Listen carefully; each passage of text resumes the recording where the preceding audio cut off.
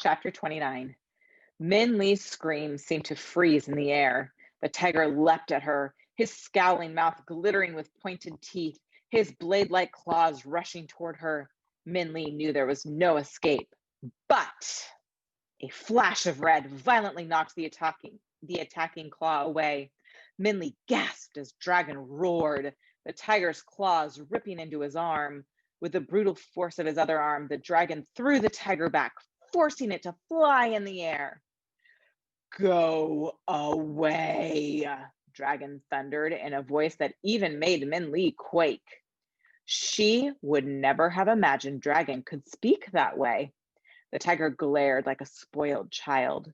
Min Lee could now see it was no ordinary tiger. It was bigger than a horse or buffalo, and it was a dark, dusty green, like the color of sand dirtied from ocean foam. Even in the dim light of the moon, Min Lee could see its eyes glower with malevolence. Go, Dragon commanded again. Min Lee realized she had forgotten how big Dragon was. The tiger was large, but Dragon was bigger, though the viciousness of the tiger's expression made them seem evenly matched. But the tiger gave another malicious snarl and turned away. Dragon stood his full height until even the tiger's moonlight shadow disappeared from view. Are you all right? Dragon asked finally. That tiger, Min Lee said in a daze. That tiger was going to kill me. I know, Dragon said. That tiger was truly evil. When you screamed, I could feel it. And strangely, without knowing why, Min Lee burst into tears. The tiger's roars still echoed in her ears, and she could still see his cruel claws and eyes. Now that he was gone, her terror flooded out of her. It is okay, the dragon said, gently putting his arm on her shoulders. It was then Min Lee saw the 4 long gashes bleeding on Dragon's arm. The tiger's claws had been sharp, and the slashes were deep. Min Lee shook herself and brushed her tears away. You're hurt, Min Lee said, looking at the cuts, which were already starting to swell. It's all right, Dragon said. Don't worry. Dragons heal quickly. They walked back into the cave, and Min Lee poured water on the wounds to clean them. She wrapped her blanket around Dragon's arms, but it continued to slowly bleed.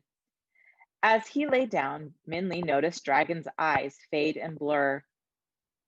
I'm starting to feel strange, Dragon said huskily. Perhaps I will sleep. Okay, Min Lee said. You sleep. Maybe when you wake up, you'll feel better. But Min Lee felt as if she had swallowed a frozen rock. Something was wrong with Dragon. She knew it. Throughout the night, his breathing grew hoarser and his skin was damp. Every time she unwrapped the blanket, she grimaced. The ugly wounds had turned black, and evil-looking liquid was starting to seep. Min Lee shivered, and it was not from the cold. He's getting weaker, Min Lee thought.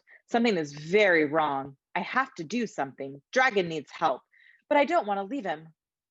What am I going to do? By the time the first light of the sun crept into the cave, Dragon's breathing was rough. When Min Lee shook him, he did not wake up. Min Lee felt a surge of panic. I don't know what to do, she thought desperately. Her quick-thinking mind darted like a flustered butterfly.